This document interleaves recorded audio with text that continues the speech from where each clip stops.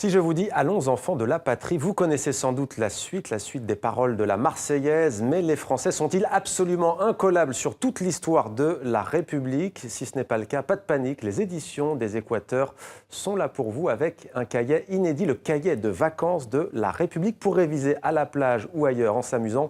Bonsoir Jeanne Famtran, merci d'être avec nous. Bonsoir. Vous êtes la coordinatrice de ce projet, vous êtes l'éditorialiste aux éditions Les Équateurs. Alors comment est née l'idée originale, disons-le, de ce cahier de vacances? Alors, ce cahier de vacances est né, il faut le dire, de l'esprit du 11 janvier. Ouais. Nous avons voulu répondre à cet esprit-là, qu'on a appelé aussi l'esprit de Charlie.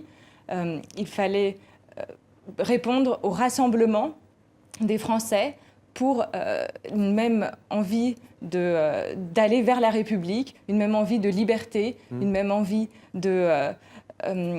d'avancer ensemble. Mais vous avez peut-être senti aussi qu'il y avait un décalage entre ces mots répétés à longueur de journée, République, laïcité, etc. C'est vrai. Alors vous êtes peut-être dit, les gens n'en connaissent pas forcément les définitions, Absolument. les tenants, les aboutissants. Absolument. La République, tout le monde en parle. Il y a même des partis qui se permettent de s'appeler les Républicains. Est-ce qu'on sait vraiment de quoi il s'agit? Dans ce cahier de vacances, on a essayé de revenir sur l'étymologie de la République. La res publica, la chose publique, c'est-à-dire l'affaire de tous. Ouais. On a essayé de comprendre en quoi la démocratie, en quoi la liberté, en quoi la séparation des pouvoirs, la laïcité pouvaient être des choses extrêmement importantes et qu'il fallait les défendre ces périodes qui sont un petit peu troubles peut-être. Alors les textes sont signés Bernard Richard, les dessins souvent très drôles sont signés Jules. Alors exemple, depuis quand et pourquoi fête-t-on le 14 juillet en France, Jeanne Famtran? Alors, le 14 juillet, on le fête en France, et c'est la fête nationale depuis 1880. Ouais. Pourquoi? Il faut revenir un petit peu en arrière.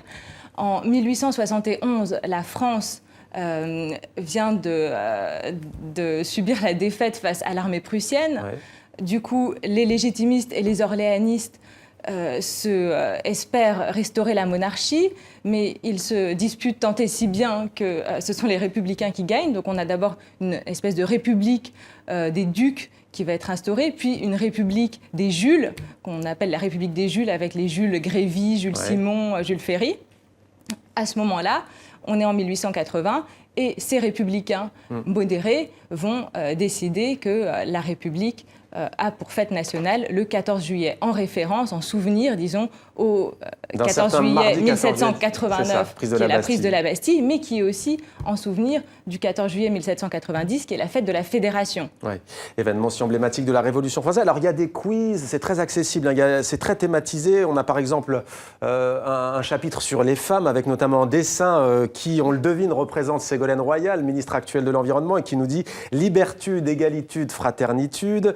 En quelle année aussi le général de Gaulle a-t-il annoncé qu'après la libération de la France, les femmes auraient-elles le droit de vote? Alors, on le sait, hein, elles votent depuis 1945, mais le discours du général de Gaulle qui annonce... 44. Non, je crois que c'est le 23 juin 1942.